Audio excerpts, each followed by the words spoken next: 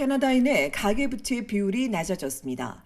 오늘 연방통계청이 발표한 바에 따르면 지난 7월부터 9월까지 올 3분기 가처분 가계소득 대비 부채 비율은 181.6%입니다.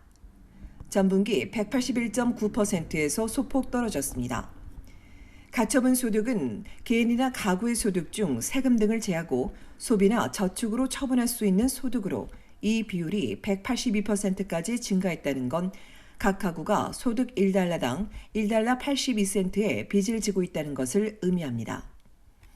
소득 대비 부채 비율은 지난해 3분기 184.8%로 정점을 찍고 4분기에 뚝 떨어졌고 올 1분기 들어 다시 소폭 오르기도 했으나 2분기 연속 하락하고 있습니다. 가계부채 위험성을 보여주는 가처분 소득 대비 원래금 상환 비율은 2분기 15.08%에서 15.22%로 더 높아졌습니다. 고금리 탓에 갚아야 할 원리금 등 부채 상환액이 소득보다 빠르게 증가하면서 가계비 부담이 악화되고 있다는 지적입니다. 이외에 통계청에 따르면 연방중앙은행이 지난해 1분기 기준 금리를 올린 이후 총 모기지 이자액은 90% 급증했습니다. 다만 3분기엔 모기지 이자액이 이전 분기보다 감소했으며 반대로 원금 상환액은 5번 연속 감소했다가 소폭 증가했습니다. 캐나다의 총 부채액은 2조 8,894억 달러로 전분기 대비 0.8% 증가했으며 총 부채의 4분의 3인 2조 1,472억 달러가 모기지입니다. 가계부채는 모기지와 카드 포함해 신용대출 그리고 비모기지 대출 모두를 포함합니다.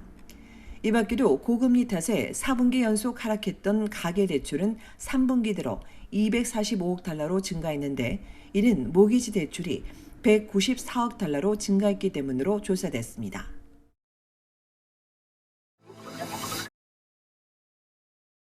전국의 노령화가 빠르게 진행되고 있지만 캐나다는 준비되어 있지 않다는 지적입니다. 이 속도라면 2024년엔 65세 이상 인구가 1,100만 명을 넘어서며 국민 넷 중 하나는 시니어라는 관측이 나옵니다. 인구 통계학자에 따르면 올해 65세 이상 고령 인구는 베이비붐 세대 포함 760만여 명입니다. 전체 인구의 19.3%로 초고령 사회로 접어들고 있습니다. 100세 이상도 13,500여 명으로 2018년 이후 43% 증가했습니다. 이런 고령 인구는 주로 뉴펀들랜드주 등 대서양과 온타리오주와 브리티시 컬럼비아주 도심 외곽 소규모 도시에 거주하고 있으며 비이민자가 10명 중 7명으로 많습니다. 인구 고령화는 인구 구조의 문제와 더불어 의료와 고용, 경제, 주택 문제와 직결됩니다. 노령화 사회의 가장 중요한 의료는 코로나 이전부터 지적됐던 인력난이 더 심각해질 수 있습니다. 은퇴를 앞둔 가정이가 늘면서 15%가 65세 이상이고 60에서 64세도 10%에 달했습니다. 노인을 보살펴줄 간병인도 턱없이 부족한 실정입니다. 고용시장 역시 은퇴하는 빈자리를 젊은 세대가 채우지 못하고 있습니다. 4월 기준 15에서 24세 노동인구는 450만 명인데 55세 이상 노동인구는 1,230만 명에 달해 이미 큰 차이를 보이고 있습니다. 이로 인해 경제 성장 둔화와 근로환경 악화 등으로 이어질 수 있으며 이 문제가 단시간에 해결되기 힘들다는 지적도 나옵니다.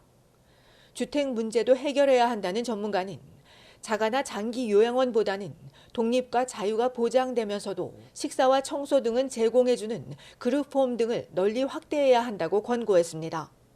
전문가는 의료와 노인 친화적 지역사회 개발 등 격변하는 인구구조 변화로 각 분야에 닥칠 변화에 대비 정부 차원의 중장기 대책이 시급하다고 촉구했습니다.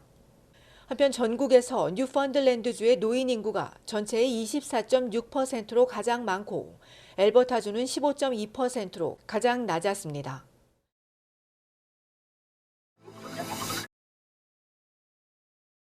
캐나다 성인의 37%가 청력 손실이고 40세 이상 상당수가 고주파수 난청을 겪고 있지만 알아차리지 못하는 것으로 나타났습니다. 고주파수 대역 청력 손실이 생기면 조용하거나 가까운 거리에서는 알아들을 수 있지만 3m 이상 떨어져 있거나 음악을 틀어놓는 등 주변 환경 소음이 있는 경우 말귀를 알아듣기 어렵게 됩니다. 그래서 발음이 웅얼거리는 것처럼 들리게 되면서 오해를 살 수 있습니다.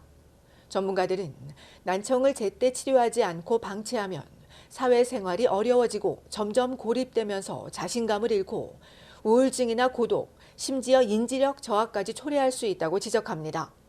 청력 손실은 노년층에서 더 흔하지만 40세 이상에서도 볼 수 있습니다. 때문에 조기 발견과 예방이 중요하다고 전문가는 강조합니다.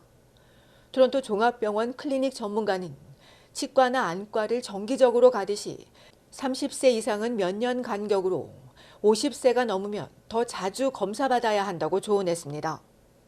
콘서트나 잔디깎기, 전동공구 사용 등 시끄러운 소음 환경에서는 귀마개 등을 착용해 보호하고 음악을 들을 때는 소리를 줄일 것을 권장했습니다.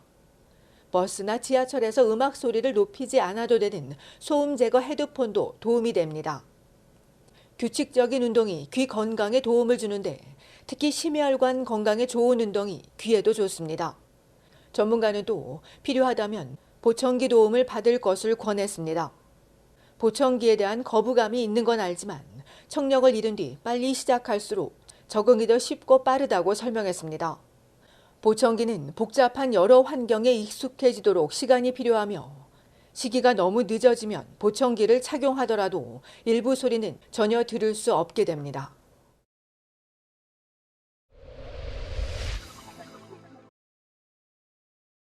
온타리오주 토론토에서 사건 사고가 끊이지 않고 있습니다. 오늘 새벽 3시 45분경 컬리지 스트리트과 오싱턴 애비뉴에서 20대 남성이 총상을 입고 급히 병원으로 이송돼 치료를 받고 있으며 어제 아침 6시쯤 우드바인 공원 인근 킹스턴 로드와 던다스 스트리트 이스트에선 흉기에 찔린 20대 남성이 그 자리에서 숨졌습니다. 경찰이 흉기 살인 사건의 용의자를 붙잡아 범행 동기 등을 조사 중인 가운데 어젯밤 11시 30분 로렌스 하이츠 인근 플레밍턴과 래플린 로드에서 수차례 총성이 울렸고 신고를 받고 출동한 경찰이 아파트 창문을 관통한 총알 등 총격 흔적을 찾아내고 수사 중이며 다행히 인명 피해는 없는 것으로 알려졌습니다.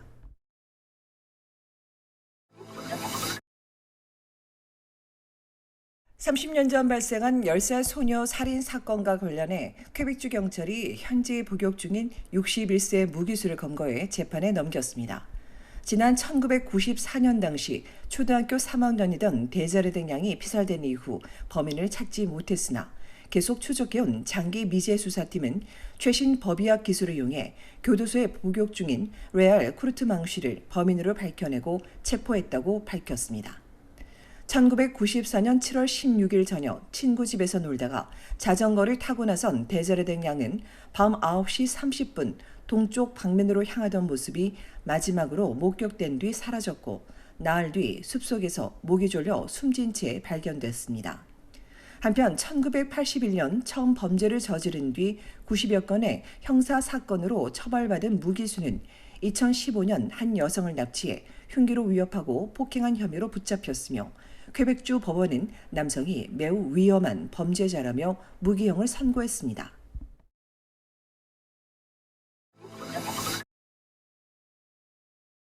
전 세계에서 살기 좋은 도시에 브리티시 콜롬비아주 밴쿠버가 캐나다 1위에 꼽혔습니다.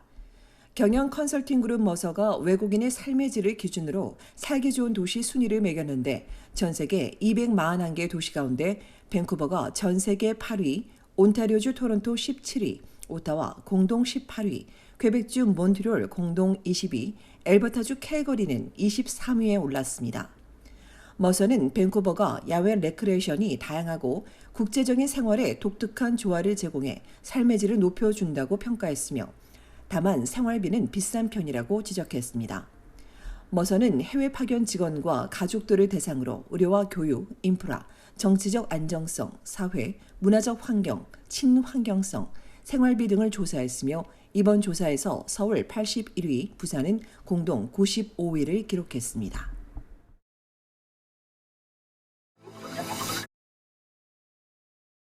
올해 가장 많은 유성이 떨어질 것으로 예상되는 오늘 밤부터 내일 새벽까지 쌍둥이자리 유성우를 만날 수 있습니다.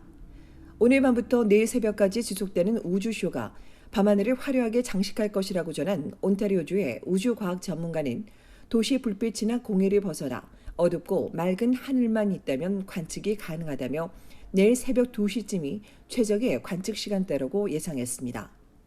유성우란 혜성과 소행성에서 부서져 나온 부스러기들이 궤도를 따라 돌다가 지구 중력에 끌려 들어와 마치 비처럼 떨어지는 현상으로 쌍둥이 자리 유성우는 4분의 자리 유성우, 페르세우스 자리 유성우와 함께 3대 유성우로 불리며 특히 올해 더 화려할 것으로 알려졌습니다.